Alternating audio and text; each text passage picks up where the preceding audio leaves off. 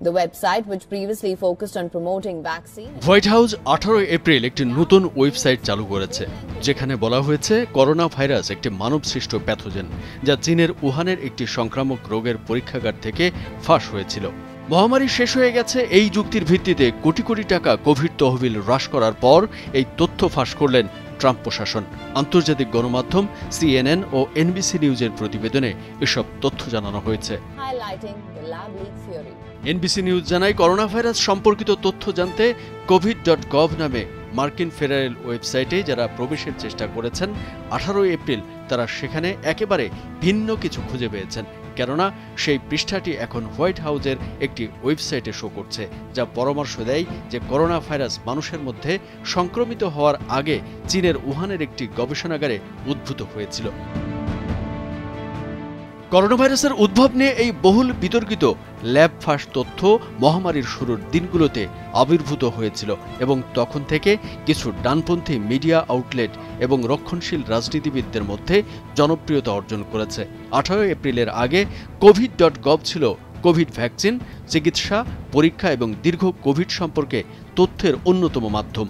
ওয়েবসাইটটি ফার্মেসি এবং community health centre খুঁজে পেতে অত্যন্ত সহায়ক ছিল।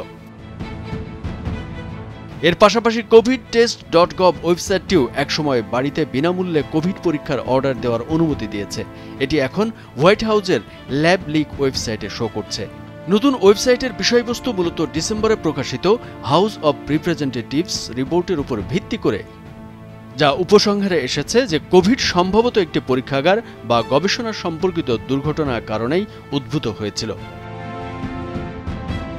রিপোর্টটি করোনা ভাইরাস মহামারী সম্পর্কিত রিপাবলিকান নেতৃত্বাধীন নির্বাচন উপকমিটি দ্বারা তৈরি করা হয়েছিল, যারা প্রায় 2 বছর ধরে ভাইরাসের উৎস অনুসন্ধান করছে।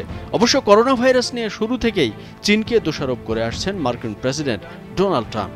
সেই সময় মহামারীর জন্য বিশ্ব স্বাস্থ্য সংস্থা ও চীনের বিরুদ্ধে অভিযোগ করেছিলেন। ট্রাম্প শুরু থেকে বলছেন, চীনের ল্যাব থেকেই ভাইরাসটির উৎপত্তির ব্যাপারে তিনি অত্যন্ত আত্মবিশ্বাসী। এর আগে সারা পৃথিবীতে 68 লক্ষেরও বেশি মানুষের প্রাণ কেড়ে নেওয়া কোভিড-19 ভাইরাস খুব সম্ভবত চীনের একটি সরকার নিয়ন্ত্রিত ল্যাবরেটরি থেকেই ছড়িয়েছিল। মার্কিন তদন্ত সংস্থা FBI এর প্রধান ক্রিস্টোফার রে এ কথা বলার পর বহুল আলোচিত ল্যাব লিক থিওরি থেকে নতুন করে আলোচনা শুরু হয়। ল্যাব লিক তত্ত্বকে একসময় একটা প্রায় ষড়যন্ত্র তত্ত্ব হিসেবেই দেখা হতো, তবে নানা সময় বিশেষজ্ঞরা এরকম সম্ভাবনার কথা উড়িয়ে দিলেও তা জল্পনা হিসেবে সবসময় রয়ে যায়। সবশেষ সেই তত্ত্বকেই মানবসৃষ্ট প্যাথোজেন বলা হচ্ছে, যা চীনের উহানের একটি সংক্রামক রোগের পরীক্ষাগার থেকে ফাঁস হয়েছিল। কামরুজ্জামান আরিফ, ভোরের কাগজ।